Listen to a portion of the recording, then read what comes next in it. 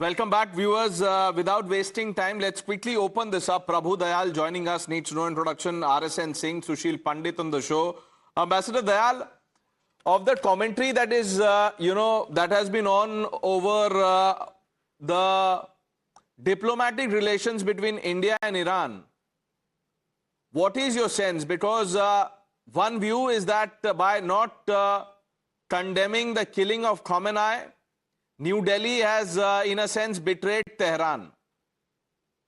No, I don't think that this view is correct at all. You know, India has maintained strategic autonomy. It has not criticized either side, which is the right thing to do. We should not be taking sides in a conflict in which we are not a party. The most important thing is that when you are not a party in a war, stay away. And this is what we have done.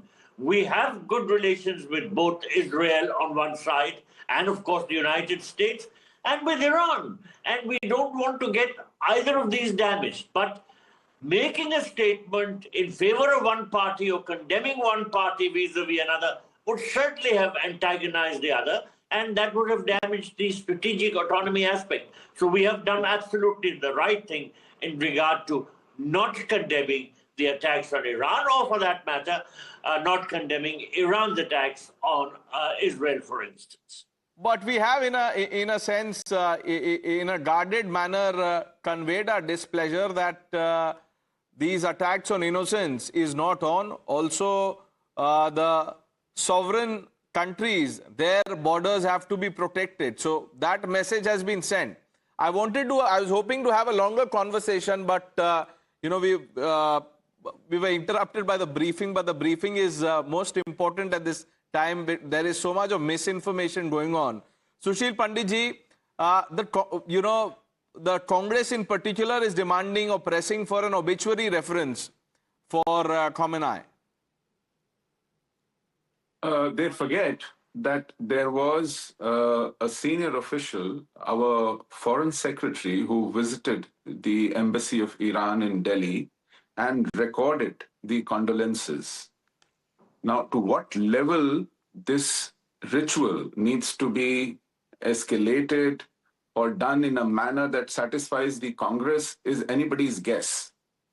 Even if you had made a public statement about regretting his demise, they would have sought a condemnation. If you had condemned, they would have said that please send troops to Iran to defend. You never know where they will end. So irrespective of what they say, I think these are delicate times, and Indian diplomacy is navigating Indian interests in an exemplary manner. There are other Arab states with whom we have relationship who are under attack from Iran. We haven't condemned neither side. As Ambassador Prabhu Dayal very rightly said, we don't have to take sides, and our diplomacy has to be guided by our national interests first and foremost.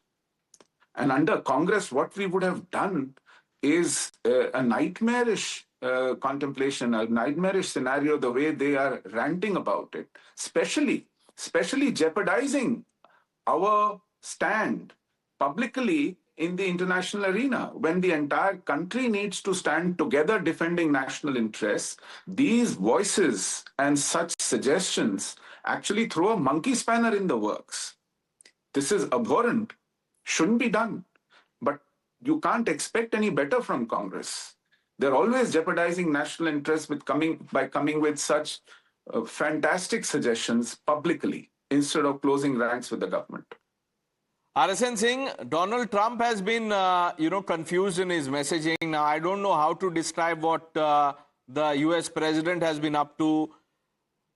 After the regime change rant, he says that Iran had plans to take over the entire Middle East, was completely planning to obliterate Israel, which is why Operation Epic Fury is justified. He also has said that the new supreme commander, the supreme leader of Iran, Mojtaba, is injured, and then the US government announces a 10 million bounty. Are the whereabouts of Mojtaba or his, is he alive, injured? What is the nature of the injury? Do you get a sense that the US has no clue about what it is doing and what is happening in Iran?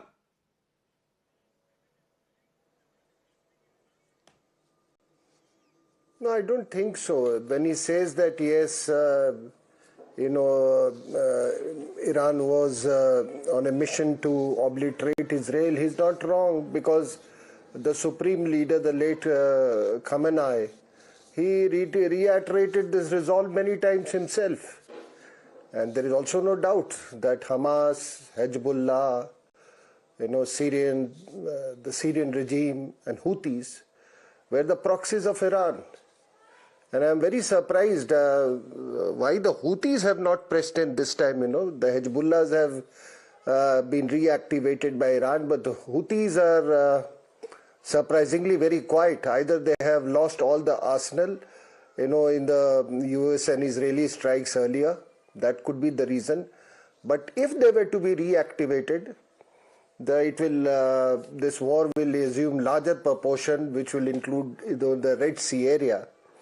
Thankfully, the Red Sea is not is not in turmoil, and therefore, we can source still oil from Saudi Arabia and the North African countries like Nigeria, Angola, etc. So he's not wrong in saying that, yes, time and again he used to reiterate this, that we will wipe Israel from the face of this earth. The Holocaust did not take place. Khamenei also made it issue of faith, Jewish versus Islam, etc. So to that extent, yes, I can't fault Donald Trump. As far as Mojtaba is concerned, I don't know, because he has not come on television. There were reports attributed to him that he said that I learned about my appointment from the Iranian TV. That is what was floating around. I don't know. That's right. A statement was read out, and flying thick and not fast. even So I really audio can't say note what came has out. happened. So many people, suspect that there could be something more than what meets the eye, but we don't know. You never know with with such regimes and and the times that we're living in. But gentlemen, I'm really sorry that we couldn't have the longer discussion I was hoping for. But maybe next time. I don't think that this is ending anytime soon. Ambassador Dayal, RSN Singh, Sushil Pandit, always a pleasure. Thank you for joining us.